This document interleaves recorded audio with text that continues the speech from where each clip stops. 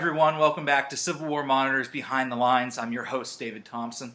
Today, it's a great pleasure to be joined by Craig Warren, who is an associate professor of English at Penn State University, the Behrend College, and was a recent contributor to our fall 2014 issue of the Civil War Monitor, writing a piece entitled "The Rebel Yell." So we're going to talk about that, and we're going to talk a little bit more about his larger work, a book that has recently come out. So Dr. Warren, thanks so much for joining us today. Well, thank you, David. I appreciate the invitation. If you're a Civil War buff, so to speak, you're very passionate about the war, and obviously the Rebel Yell is something you'd be very familiar with, but I think we haven't spent a whole lot of time perhaps thinking about it, kind of its origins and tracing it through its gestation. So I wonder if you could just speak first off of what drew you to this topic, because it is a rather unique topic. Yeah, it is. My first book that came out in 2009 was exclusively about Civil War texts, and I was interested in Civil War fiction and memoirs written by Civil War veterans. And as a result of that, I became really fascinated by the power of the written word to capture some of the war's artifacts, the realities of the battlefield, as well as some of the more abstract ideas like freedom, like dignity, like equality. But I also became aware of the limitations of language and the ways in which the written word was incapable of capturing certain aspects of the Civil War period. And one of those examples was the Rebel Yell. Writers had a tremendously difficult time trying to describe the yell on the page, and they would employ different strategies for doing so. Some would use metaphor, some would try to sound it out phonetically, some would make no attempt to do so at all. Ambrose Bierce, one of my favorite writers, simply said it was the ugliest sound that any mortal ever heard. He made no attempt to compare it to anything else. And so I was kind of fascinated by the idea that there could be a sonic history of the war that we hadn't come to terms with, or maybe textually could not. And that's the English professor in me, really interested in the language of the conflict. And so that's what drew me to this topic. And what began as a textual project ultimately became a cultural one. And I became interested not just in textual attempts to represent the Rebel Yell, but also in the culture of the yell and what it represented about the Southern people and how it fit in not only within the Civil War, but this whole life after the war, which I think a lot of people are unfamiliar with. Now, before we actually get to the war itself, which again is probably where people are most familiar with the Rebel Yell, I guess a couple questions I have is why the South, and where are some of the origins kind of this that date to the antebellum period? Yeah, the antebellum South was absolutely awash with high-pitched yells. And a lot of folks would say, well, the South was this agricultural culture, whereas the North had an urban culture. And there's some truth to that. You know, there's the stereotype that Northern soldiers all came from cities and towns. But there were a lot of Northern farmers as well, hundreds of thousands of them. And so there's a shared experience where North, South, any section in the United States, antebellum farmers would practice high-pitched yelling as a way to communicate with each other over long distances, as part of animal husbandry efforts and the like. But the South has other conditions that also fostered high-pitched yelling. One of those would be the deeper connection, I would say, with Native American communities. Especially after the Indian Removal Act, there was far less everyday contact with Native Americans in the North than in the South. And there are pockets of communities that remained even after the removal in the South. And so Southerners had more access to different cultures, yelling techniques, and tendencies. And because the Rebel Yell has no cadence, it has no rhyme, it has no English language or English word sounds in it, there's probably something to the fact that a contribution to its texture, at least, derived from Native American influences. So I think that that's a difference between North and South in the years leading up to the war is, again, familiarity with Native American communities and their noise making.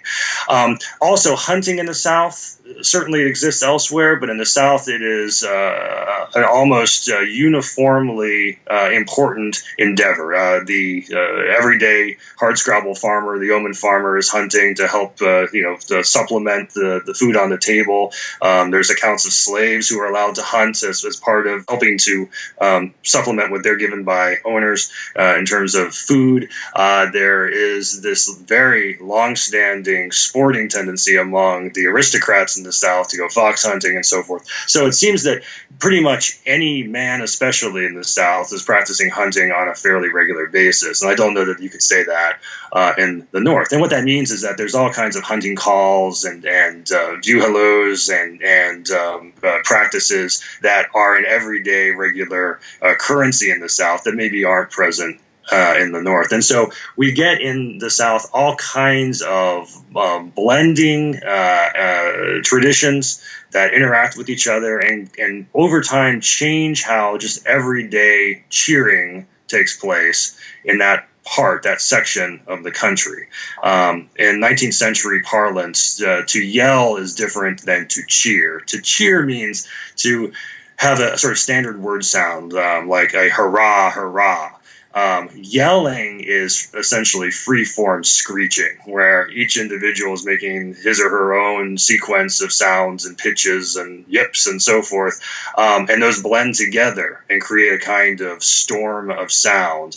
And that's what happened whenever the European observers would arrive in the years before the conflict or right at the beginning of the outset of the war. They noticed that people in the South just don't cheer in the same way as they do in the North or on the continent. The observation was that people in the South can't cheer. All they can do is yell. And I think that reflects the fact that Southern communities had so many yelling traditions at their disposal, and then they had over time changed the standard practice of yelling, that you have this kind of unique experience. And that, I believe, was ultimately the origin of the rebel yell. It just seemed natural for Southern soldiers to yell in that way due to the customs of town and country. Now, when we actually get into the war and Southern men head off to fight, and the rebel yell kind of becomes pervasive in the Eastern and Western theaters. How is it incorporated throughout the war? And I think the article is very interesting, and I'm sure there are many more examples in the book of different manifestations. You'd expect it on the battlefield, and you might allude to that as well, but there are other instances where it's coming about in areas where you may not necessarily expect it. Yeah, the first reports of the rebel yell took place in camp, long before there were any wide-scale battles. So there was a reporter for the London Times noticed that the Southern soldiers would screech their version of cheering when they would receive good news in camp, such as that slaves were on the way to finish the entrenching work that they thought they would be required to do. So receiving good news in camp would produce the rebel yell. It would elicit it. When they were visiting politicians like a governor or maybe even Jeff Davis, who would come and observe troop movements and so forth, those folks were cheered. Favorite generals or officers were cheered. And so the rebel yell was very much a kind of a noise-making phenomenon in the Confederate camp, even before major battles began and before it became known as a battle cry. Again, just reflecting common cheering practices in the South. Once the war begins and pitched battles take place, I think Southern soldiers just unconsciously began to make that kind of noise in combat. It came naturally to them. And it was only, I think, over time that people began to notice that Southern troops made different kinds of noises than the Northern troops. Northern troops typically did the continental approach to cheering, and they would give this sort of deep, manly hurrah, hurrah. That was the standard practice among Northern armies. But the South began to make use of the rebel yell, not simply as a form of cheering, but as a way to intimidate the enemy. They realized that that high-pitched noise would carry on in the battlefield over the lower sounds, the crashing of cannon and musketry. The high-pitched wail would soar above that and could be heard over long distances, and it could be intimidating to hear that coming out of the smoke in front of you if you were a Union soldier. It also helped to calm the Southern soldier, to sort of let out that pent-up anxiety and fear, let that out. That was helpful for the Southern soldier on the run. And over time, it served other military purposes as well, such as one unit communicating with another about its whereabouts. We're here on your right flank, or we're coming up in support from behind. And so that sort of thing was useful. And then getting back to kind of the original use in terms of cheering good fortune, the rebel yell would often be used when there was some strategic advantage gained on the battlefield. So if Confederate artillery blew up a Union artillery piece or something, there would be cheering after the battle, such as at Chickamauga. I mentioned Bierce earlier. Bierce wrote about Chickamauga, and that's when he noticed the rebel yell most strongly, because the entire Confederate Army released the rebel yell in celebration after their victory.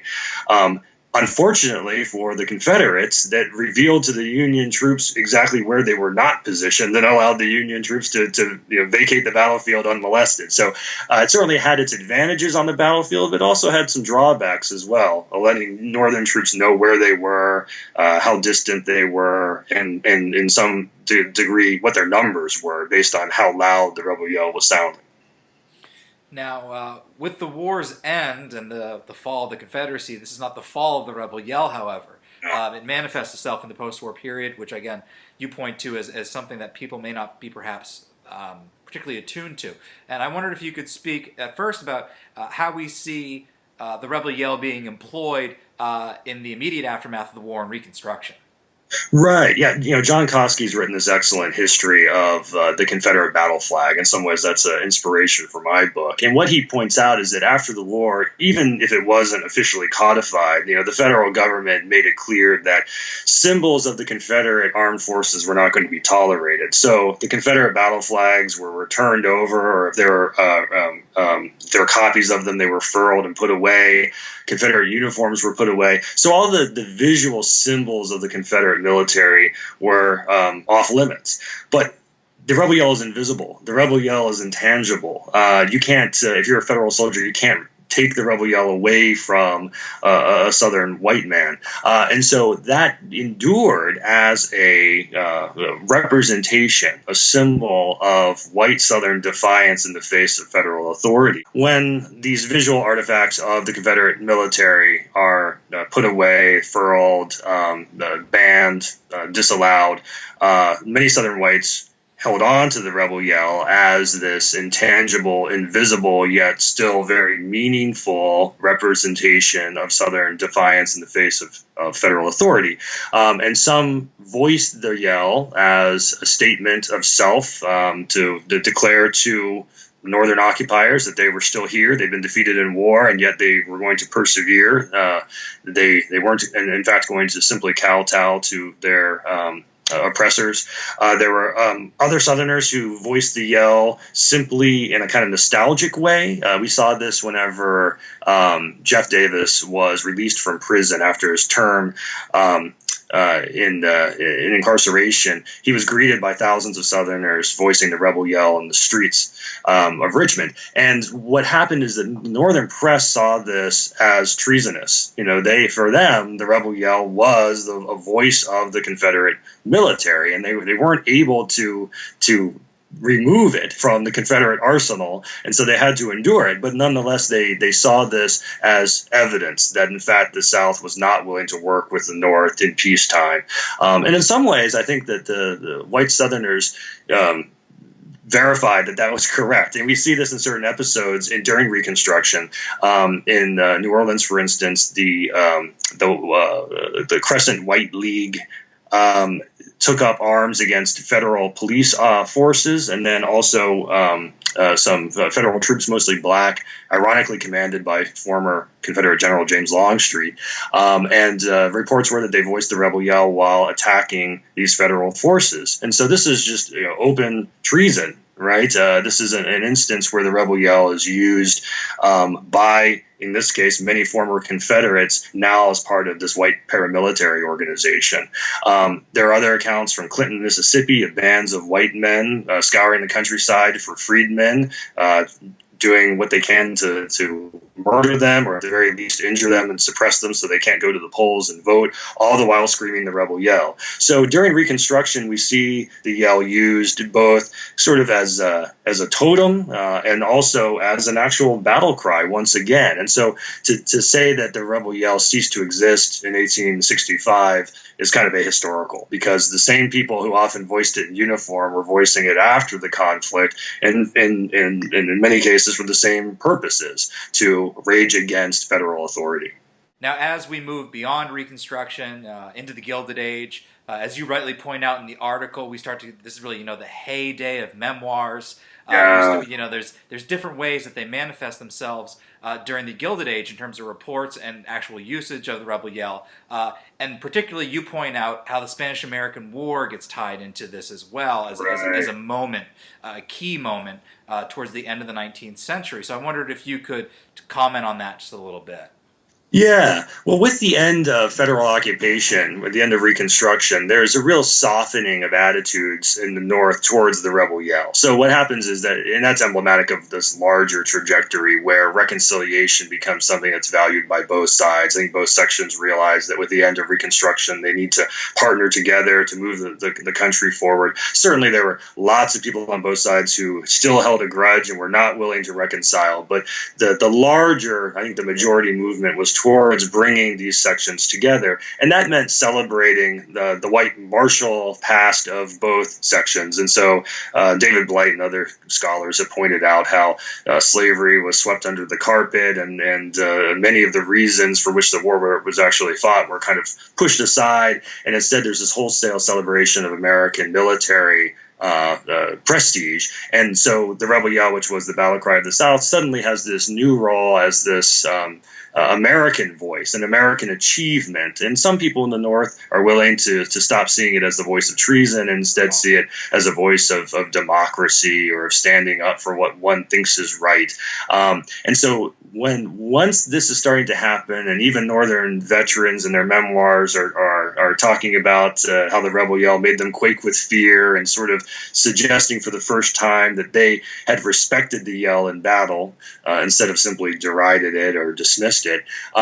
Along comes the Spanish-American War, and here's this opportunity for the South to prove to the wider nation that they are, in fact, loyal, that they're going to partner with other sections to put American interests forward and wage war against a common enemy. And so what happens is that a couple of one-time Confederate generals, Fitzhugh Lee and Joe Wheeler, and a few others, they are given commissions within the U.S. military and asked to lead combat troops in this new conflict. And so what you see, interestingly, is that these Southerners move into this new conflict determined to show that, in fact, the South is now a loyal part of the United States and just as interested in moving ahead as anyone else. And as part of that, they're going to put their lives on the line in this conflict and even take a leadership role. And so Confederate leaders ask or former Confederate leaders ask their Southern-born troops to give the old rebel yell, because everyone recognizes this as the voice of the Southern soldier. So let's see it now used in a new context against a new enemy. And over time, as the conflict goes on, it surprisingly becomes the universal American battle cry, and it's used by the Rough Riders at San Juan Hill. It's even used by some of the black cavalry troops. There are reports of even African American troops using the rebel yell in opposition to the Spanish troops. And so you really see a complete sea change here, where the rebel yell has gone from being a treasonous voice to being an American battle cry. And there are even accounts of American naval commanders coming back from successes as part of that conflict, returning to the Capitol in Washington, D.C., and being cheered right there in D.C. with the rebel yell. And it must have been very strange for some of those former Union officers now in this new conflict, a couple decades later, to be celebrated with this voice that used to, for them, represent everything that was the enemy. So it's a startling transformation. And I would suggest that, and this is what my research showed, that this was really the end of the rebel yell as an actual battle cry. The Spanish-American War was in many ways both the sort of zenith of the rebel yell as an American battle cry used in combat, and also its sort of glorious exit. And so after the Spanish-American War, I think most Southerners felt they'd proven themselves, they'd show they were part of the larger nation, and the rebel yell quietly goes back to its earlier role as a Southern voice as opposed to an American one. Dr. Warren, I guess I'll let you go on this question. What is the overall legacy of this rebel yell? You seem to indicate in the shorter piece that there are some 20th century applications as well, but what can we view about this rebel yell now, being in 2014, about the kind of the larger story of the whole thing? If there's anything that I've learned as a result of this study, it's that we can't talk about there being one true legacy for any kind of historical phenomenon. There are, just as there are as many versions of the rebel yell as there were Confederate soldiers, there have been as many different legacies for the rebel yell. One legacy might be the racism that we see behind the rebel yell at such 20th century civil rights occasions as the police beatings of protesters at the Edmund Pettus Bridge in Alabama, or the crowd using the rebel yell while attacking National Guardsmen at the University of Mississippi when James Meredith was enrolling as a student there. But there are also other legacies to the yell, including popular culture, where Billy Idol takes advantage. This is a British rocker, takes advantage of this Southern American anthem and turns it into a kind of universal scream about rock and roll and late night debauchery. We see the rebel yell used for the purposes of roller coasters at King's Dominion. It's a clothing line used by a sort of a trendy California designer. And so there are lots of legacies to the yell, both its name brand and in terms of actual noise making. I think that if I was going to be pressed, though, to say what I think we can learn most about American history as a result of studying the yell, one would be the absolute centrality of voice to any reckoning of American culture, especially maybe Southern culture, where we're already used to thinking about oratory and lots of eclectic dialects and so forth.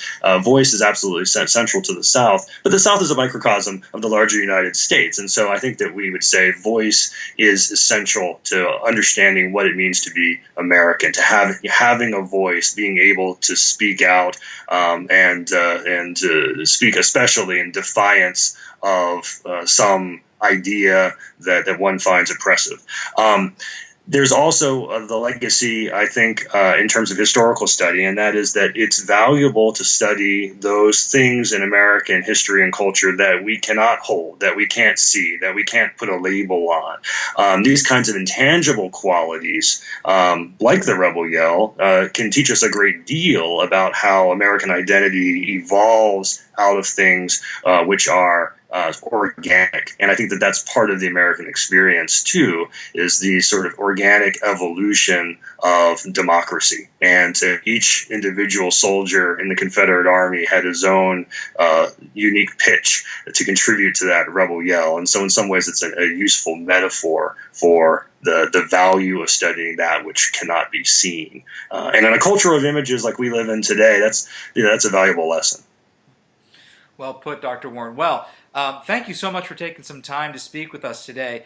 For those of you who might have had their interest piqued either by this interview, reading the piece in the Monitor's latest issue, or perhaps both, the full-length book for Dr. Warren is now out now.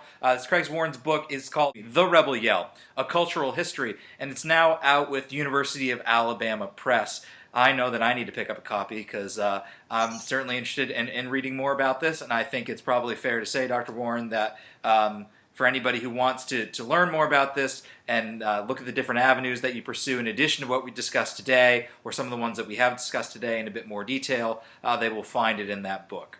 So Thank you so much again, and perhaps we can have you on in the future. That's great. Thank you, Dave. I really appreciate the opportunity to speak with you.